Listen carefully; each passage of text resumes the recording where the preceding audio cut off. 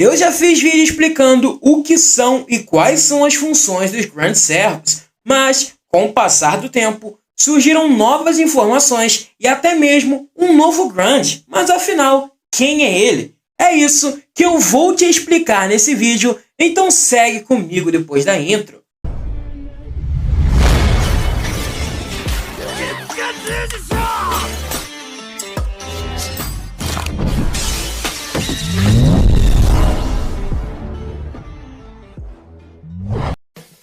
Fala galera! Hoje eu tô muito animado. Para os que não me conhecem, eu sou o Trojan, dono e apresentador desse maravilhoso canal. E aqui a gente fala de diversos animes como Shumatsu no Valkyrie, Demon Slayer, Naruto e etc. Com Fate sendo o carro-chefe do canal. Mas se você gosta de Fate e tem um amigo que também gosta, o lugar certo é esse aqui, porque a gente tá sempre falando de Fate no canal. Mas para isso, peça aquele seu like, sua inscrição e ativação do sininho para sempre receber mais vídeos como esse e ficar por dentro dos novos conteúdos. Eu vou explicar novamente o que é o conceito de um grande servo, apresentar todos os grandes mostrados até hoje e no final eu vou apresentar o novo grande servo, tudo bem? Grandes servos, também conhecidos como Grand Class, são existências convocadas pela Counterforce e, como de costume, é a consciência do planeta, onde são invocados para evitar a extinção da humanidade pelas Beasts. E falando nelas, nós temos um vídeo explicando o que são, como são e quem são as Beasts. Link no card aí em cima. Grandes servos são convocados pelo próprio mundo através do ritual de convocação do espírito heróico para assim salvar a humanidade. O objetivo é colocar 7 grandes servos contra um inimigo poderoso, em vez de lutarem entre si como os servos de uma guerra do Santo Grau comum que foi adaptada pelos humanos para seus próprios desejos. Em outras palavras, seu dever é enfrentar uma ameaça que põe em perigo toda a humanidade ou o mundo, as Beasts, que são o mal que os pensamentos impuros da humanidade criaram. Grandes servos recebem um Santgraph, ou seja, um receptáculo de uma classificação acima dos servos normais, tornando os servos padrão seres de baixo nível, convenientes e inúteis em comparação, como descrito por Hans Christian Andersen. Ele diz: se servos são armas destinadas a lutar contra indivíduos, um grande servo é uma arma destinada a lutar contra o próprio mundo. Enquanto os servos são uma forma degradada do ritual de um grande servo, a diferença entre os grandes servos e os servos é a classificação de seus recipientes, em vez de só a classificação comparativas como espíritos heróicos. Mas, se vocês acham que para ser um grande servo basta simplesmente ser poderoso, eu digo que vocês estão redondamente errados. Os grandes servos são descritos como os 7 mais poderosos de todos os tempos e os primeiros 7 no pináculo dos espíritos heróicos. A qualificação primária é habilidade e realizações de alto padrão. Estão no topo de sua classe. Cada classe, com a exclusão da classe Assassin, tem vários candidatos, e a decisão final sobre qual espírito heróico vai ser invocado é baseado no que precisa ser superado naquele momento, como por exemplo aí o Super Orion, que se tornou um grande pela necessidade de derrubarem a Tamamovit, uma Beast. O King Hassan foi o único que se qualificou para a posição de Grand Assassin, então a classe ficou vazia depois que ele abandonou sua posição em Babylon para aplicar o conceito de morte na Tiamat. Ser Grandcaster exige a característica específica de precisar de uma clarividência poderosa, como por exemplo aí temos o Solomon, que é o maior usuário de clarividência já mostrado em Fate, já que viu toda a história da humanidade do começo ao fim. Depois que ele abdicou de seu posto de Grand para se destruir com Goetia, o mais próximo de seu posto é o Gilgamesh Caster, ou Maldito do Merlin. Mesmo que esse moral não seja um servo, mas ele ainda se qualifica, já que também possui clarividência, mas a dele só se limita a ver o presente. É uma posição que se diz ser impossível para os espíritos divinos manterem, mas Romulus Quirinus, através da sua conexão com a humanidade, é capaz de se qualificar para a posição de Grand Lancer. Para um grande servo que existe para salvar a própria humanidade, tomar uma decisão, como ingressar na caldeia, significa que eles devem jogar fora seu direito ao posto de grande. Essa ação não significa a remoção imediata do seu Sandcraft aprimorado, então eles não perderão seu poder máximo até que eles precisem utilizá-lo ao máximo em uma situação específica. Eles ficarão com o Sandcraft normal, uma vez que tenha sido totalmente utilizado, como King Hassan fez ao ajudar contra Tiamat. É dito que durante o Cinturão Perdido chinês, Qin Shi Huang possui um Sandcraft no nível de um grande servo, mas ele não é um. Por último, só existem grandes servos para as 7 classes principais, então não existe, por exemplo, aí um Grand Moon Cancer ou um Grand Avenger. E como eu disse, o servo não precisa ser o mais poderoso da sua classe, mas só atender aos altos padrões de poder e lendas, como o Super Orion fez. Agora que eu expliquei, fui. Zoeira. Galera, agora que conhecemos as condições, como funcionam e o que são, vamos conhecer os servos que foram apresentados como Grands. Noé, sim, o Noé da Bíblia Sagrada que carregou a Arca da Aliança. Galera, infelizmente, esse pobre ser quase nunca tem oportunidade de mostrar seu poder real, porque sempre é pego desprevenido, coitado. Ele foi invocado para derrotar a Beast Draco, também conhecida como Nero. Sim, aquela diaba infeliz virou uma Beast. E para piorar, ainda tem gente que tem ela como wife. Sangue de Gilgamesh. Então bora lá. Desde o último vídeo, nós temos muito mais informações sobre ele. Temos até mesmo o seu fantasma nobre. Ele tem um Independent Action de Rank X, então pode ficar dias sem uma fonte externa de mana e ainda continuar lutando de boas. Ele tem uma força esmagadora, onde mesmo sem ter metade da sua força original, ele foi capaz de conter um tsunami lançado por Draco, que simplesmente foi dito ser maior que o Mar da Vida de Tiamat, e tinha um poder de destruição afirmado como multicontinental, sendo capaz de destruir esse tsunami facilmente. Com sua habilidade de proteção da fé, ele é capaz de receber bênçãos de Deus de acordo com as circunstâncias. Então, por exemplo, se ele precisar de uma força monstruosa, terá a bênção de Sansão, que conseguia mover rochas gigantescas com facilidade. Seu rogo se chama Noah Ark, ou a Arca de Noé, onde uma enorme tempestade varre seus inimigos com uma corrente de água gigante. Depois de tudo submerso no puro oceano criado por ele, a arca emerge da água como um submarino. Uma pomba volta até Noé, com um ramo de oliveira na boca, e nos céus brilha o arco-íris que comprova a aliança de Deus com a humanidade. Grand Assassin, King Hassan. Ele basicamente é o ancestral de todos os Hassans, sendo também o executor deles. De forma prática, ele é o líder da organização Hashashin, onde é eleito um Hassan como chefe a cada geração. E caso um deles desvie das palavras de Deus, King Hassan irá aparecer e decapitar esse Hassan com a sua espada. Diferente de outros Assassins, não importa como faça, King Hassan não pode esconder sua presença, já que ele se fundiu com o próprio abismo, no caso, a morte. Ele é a definição e a própria personificação da morte. Ele não pode ser eliminado ou perder sua vida, já que ele é o próprio inferno, mano. Seu rogo é Azrael, um rogo anti-unidade que permite a ele cortar a alma de uma criatura, aplicando o conceito de morte nela e simplesmente tirando sua vida no insta-kill absurdo. Não importando se é imortal, ele simplesmente vai te mandar de base. Ele tem Independent Action de Rank B, podendo atuar livremente sem mana externa. Ele carrega consigo uma habilidade que o torna imune a qualquer tipo de morte, por ele literalmente ser o próprio conceito da morte. Então ele pode dar um insta-kill em você com um mísero contato físico de sua espada, podendo matar até mesmo espíritos e seres intocáveis, ou seres que não existem no plano mortal. Por último, ele é o único que pode se sentar sobre a cadeira de Grand Assassin. Super Orion, o Grande Archer. Super Orion foi escolhido na pura necessidade de derrubarem a Tamamovich, uma Beast que apareceu em Atlantis. Na necessidade de alguém que pudesse derrubar essa Beast, a Counterforce invocou o Super Orion, conhecido como o maior caçador da Grécia. Vim corrigir a informação errada que eu dei no último vídeo.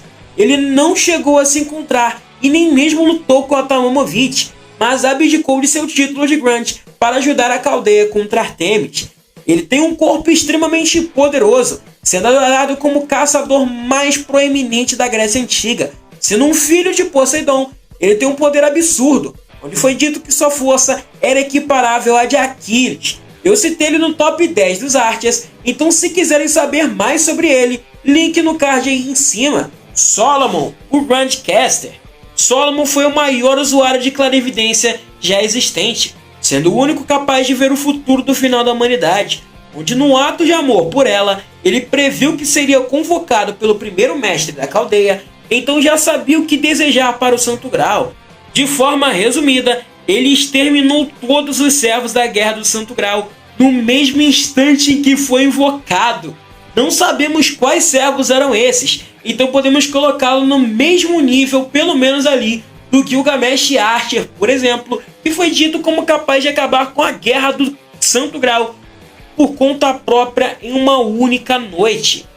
Solomon possui clarividência de rank máximo, podendo ver passado, presente e futuro, sendo o único capaz de ver o final da humanidade. Seus fantasmas nobres são Ars Paulina, um trono que existe em um espaço metafísico que permite a qualquer um trazer aqueles que já se foram de volta à vida, pagando certas quantidades de mana, assim como Cat Palug fez para salvar a Mesh. As Almadel Salomones, um rogo anti-humanidade que é capaz de apagar toda a história que o ser humano já criou, num tiro concentrado de mana que simplesmente é capaz de perfurar o próprio planeta, e foi dito ter milhares de vezes a energia que a Excalibur usa em um ataque máximo. E falando nisso, nós já fizemos um top com os rogos mais poderosos de Fate, link no card aí em cima. Ars Nova, um rogo anti-unidade que permite a Solomon se sacrificar e abrir mão da sua existência no pódio dos heróis, e assim se destruir junto com seu oponente. Com seus 10 anéis em mãos, ele se torna onipotente sobre a arte da magia, podendo usar qualquer tipo de magia e até mesmo controlar as magias lançadas pelo oponente. Ele deixou de ser um Grande quando usou seu Ars Nova contra Goetia, sacrificando assim a sua existência e sumindo do pódio dos heróis. Como Grand Lancer, nós temos Romulus Quirinus, que foi invocado através do corpo do servo Calígula para assim deter Zeus. Sim, cara, esse maluco peitou Zeus completamente no X1 e esmagou Zeus. Basicamente, ele é o ancestral supremo de Roma, sendo a divindade suprema de lá. Aquele Romulus que apareceu no nosso top 10 dos Lancers, link no card aí em cima, nada mais é que a sua forma com a maior parte de sua divindade selada. E mano, até hoje, eu ainda acho que ele é um dos cavaleiros do Zodíaco. Comentem aí se não parece, cara. Parece muito. Ele foi invocado pela Caldeia para lutar contra Zeus, já que na teoria, ao ser invocado, todas as autoridades dos Zeus seriam seladas, pois de acordo com a história, a mitologia romana engoliu a mitologia grega. E foi exatamente o que aconteceu. Apesar de ser convocado, o título de Grand Lancer veio só como um bônus para ele, já que ele é poderoso com ou sem esse posto. Foi graças a ele que as autoridades de Zeus são seladas e se torna possível derrotá-lo. Ele é um espírito divino com o calibre de Deus-chefe, então invocar ele sob circunstâncias normais é praticamente impossível. Ele conta com um poder massivo, sendo dito que seu poder é equiparável aos raios de Zeus, que já eram comparáveis a rogos anti-universos, maluco. Ele foi veloz o suficiente para reagir e contra-atacar um disparo de energia usado por Caos, o atual ser mais bizarramente forte de Fate. Ele tem uma resistência mágica de rank A, ou seja, ele é resistente a magias de rank alto e é imune a magias de rank médio e baixo. Como um deus-chefe, ele possui uma aura divina de nível altíssimo. O seu rogo principal é Per Aspera Ad Astra, o conceito de expansão e desenvolvimento da civilização concentrado em seu rogo. Seu par de braços é o sonho romântico que despedaça o mundo, abre caminho para a humanidade e tenta um dia alcançar as estrelas do cosmos, como uma lança de luz extremamente poderosa. Sherlock Holmes e Da Vinci mencionaram a possibilidade de que essa seja uma versão reduzida de um aspecto da Autoridade de Construção Nacional, ou sua aplicação prática, onde tem uma força massiva e completamente sem limites. O segundo rogo de Romulus é Nine Lives Roma, um rogo anti-unidade lançado sobre o próprio usuário. São técnicas de combate idealizadas por Heracles, transmitidas pelo deus da guerra Marte, que assistia atentamente a todas as sublimes batalhas de Heracles, onde basicamente ele tem conhecimento de todas as formas de combate de Heracles, sendo um mestre em todas as armas. Seu terceiro rogo é Moulis Necessary, um rogo do tipo barreira, onde ele invoca uma gigantesca muralha imbuída com o sangue de todos aqueles que foram exterminados pelo bem de Roma. Invocando essa barreira, Romulus ainda pode, como uma espécie de guilhotina, decapitar seus oponentes. E também vale ressaltar que essa barreira foi poderosa o suficiente para conter um ataque de caos. E bem, como prometido, temos o novo grande servo, Tezcatlipoca, o novo servo da classe Assassin. Mano, eu não sei se eu citei o nome dele certo, então me corrijam aí nos comentários, porque tá muito complicado. Eu acho que eu vou dar um apelidinho pra ele, porque tá difícil falar esse nome. Sim, agora nós temos um novo grande Assassin. Tezcatlipoca é a divindade mais poderosa da Terra dentro do mundo azteca, sendo extremamente poderoso. Em circunstâncias normais, ele não pode ser invocado como servo, justamente por ser um espírito divino de nível Deus-chefe. Embora invocar um espírito divino seja difícil, Tezcatlipoca foi capaz de ajudar o David sem Void durante o incidente de revisão da ordem humana ao possuir um recipiente humano e se tornar um pseudo-servo. E pasmem, mano, pasmem com o que vem a seguir. Esse corpo foi pensado e criado pelo próprio Tezcatlipoca para estar em sincronia com a era atual, o que permite a ele atuar mesmo na ausência do seu mestre, cara. E ele é o único grande servo que foi mostrado ter um mestre, ou seja, a gente não sabe como e nem o porquê disso, cara. Ele é tão bizarramente poderoso que foi comparado com os deuses do Olimpo do quinto Lost Belt. Normalmente, Tezcatlipoca teria sido um ruler ou um berserker, mas dessa vez ele é um assassin porque um certo alguém, sabe? Um certo alguém decidiu renunciar ao cargo por causa da Caldeia. Como ninguém mais poderia fazer isso, ele não teve escolha a não ser assumir o posto devido à sua conexão com as montanhas. David sem Void, o cara que era comparável ao Wodmik Kystaria em termos de poder. Wodmik Kystaria é esse que foi capaz de destruir vários servos e empurrar o Alien God para outra dimensão, afirmou que tinha medo do Tezcatlipoca por causa do seu poder bizarro, cara. Tezcatlipoca afirmou que usando um pouco do seu poder, ele seria capaz de fazer frente ao Lost Belt King do sétimo Lost Belt. Ou seja, o cara tá no mesmo nível de um LB King brincando, e o mais poderoso atualmente. Ele tem 3 formas alternativas, podendo atuar entre as classes Berserker, Roller e Assassin. Quando eu digo que esse maluco é forte para um caramba, vocês não entendem a magnitude das minhas palavras. Pra gente ter noção, vocês lembram da Quetzalcoatl, que apareceu no top 10 dos Riders? Aquela mesma Quetzalcoatl que aniquilou os dinossauros e remodelou a Terra, foi derrotada pelo Tezcatlipoca e a gente ainda não parou, porque eu não citei o seu fantasma nobre. Eu acredito que atualmente ele é o grande mais poderoso que já pisou no posto, cara. Porque com sua autoridade de Deus, ele consegue manipular a probabilidade de qualquer coisa ocorrer. Como por exemplo, se ele estiver perdendo uma batalha, ele remodela a probabilidade para que ele se torne o vencedor da luta. Seu rogo é o First Son Xibalba, onde usando sua autoridade, ele consegue recriar eventos ocorridos ou até mesmo manipular as forças da natureza, onde até mesmo invocou um eclipse solar sem a mínima dificuldade. Claro, vale ressaltar que quando na forma humana, ele tem que sacrificar vários órgãos para usar seu poder máximo, já que seu receptáculo não aguenta seu poder total. E galera, esses são todos os runs que apareceram até o momento em que estou fazendo esse vídeo, no dia 5 de maio de 2023. Então caso surjam novas informações ou novos servos, teria o maior prazer do mundo em refazer esse vídeo de novo.